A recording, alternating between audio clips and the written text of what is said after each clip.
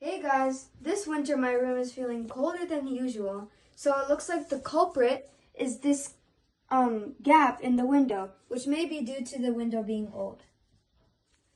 Today I'm going to show you the cheapest and easiest trick to close the gap and reduce your monthly heat bills.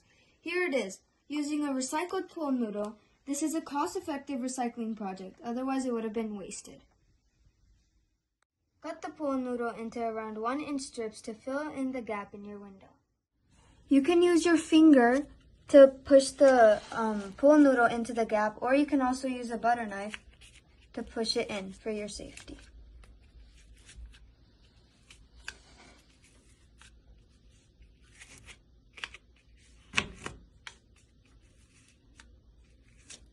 Easy. It's easy to take out.